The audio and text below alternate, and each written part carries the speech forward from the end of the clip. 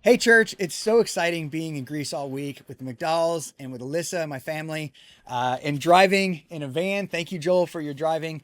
We got to see pretty much all of Greece. We started with Philippi, where Paul first reached Europe.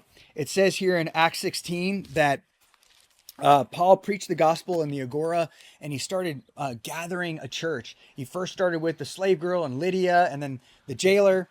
And then eventually a church was birthed. And he left Luke behind. And then we got to journey down to Thessalonica and we got to see where that church was first birthed to as well. He got to preach the gospel in the synagogue and then from there, he endured much persecution.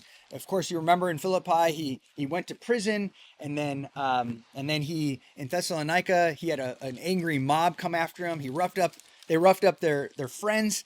If you remember, they took out Jason, and they kicked Paul and his friends out of the city. And then in Berea, we see Paul talking with a bunch of hungry people, hungry believers who are eager to receive the word, and many got saved there as well. There's no church started that we know, but we got to be there where Paul preached, and then the angry mob came down from Thessalonica, 45 miles away, and roughed them up again and pushed them out of the city, and then they found themselves actually Paul found himself alone in Athens, and I can imagine what that feels like, to be alone. It's hard. There's ministry's difficult, and you're trying to work with people, and there's persecution and all that. And because he leaves Luke behind in Philippi, and he leaves Timothy and Silas behind, in Thessalonica and Berea, and it's hard. He's on his own, and we were just in Athens today actually, and just seeing the city and all the different gods and people that are far from him. The lostness that you see, and you even feel that yourself. And then he's there, and he's looking at his spirit says was disturbed within him. And then he ended up finding the Stoics and the Epicureans, right? And they invited him up to Mars Hill, and he preached the gospel there. Thankfully, he was not persecuted. He needed to get to Corinth, and he finds himself leaving Athens and going to Corinth, which is about an hour's drive for us, but it was on foot for him. And he got there and he started again. He started a church in Corinth, but what was really cool is that he actually used his skills as tent making to make tents, because so many of the athletes wanted to live stay around the Isthmus Games in Corinth, and so he used his skills, but he also wanted to be there because gobs and gobs of people would be there, so that he would be able to share the gospel. And met up with Aquila and Priscilla, fellow tent makers. He used his skills as a man of wisdom, and it was so cool to see this. But us just being here for a week with a van, with this incredible view, as you can see here at the Airbnb that we're at.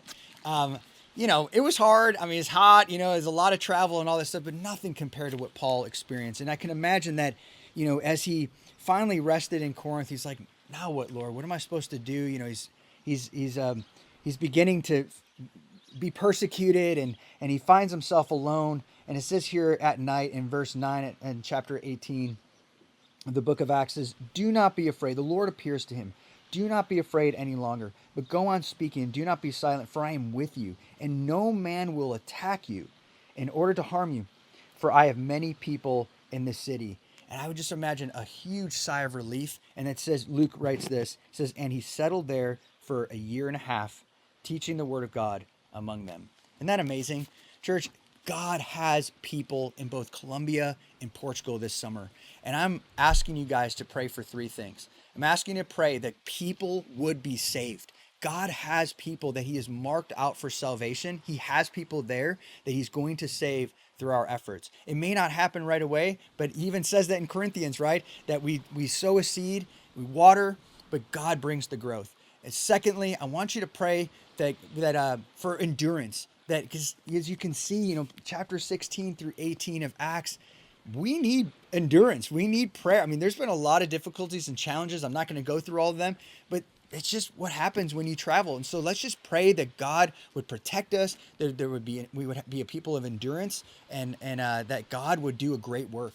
And thirdly, that we would be unified. You know, it's easy to be individualistic on these trips, to think about yourself and all those things. But you know what, church? We need to be unified.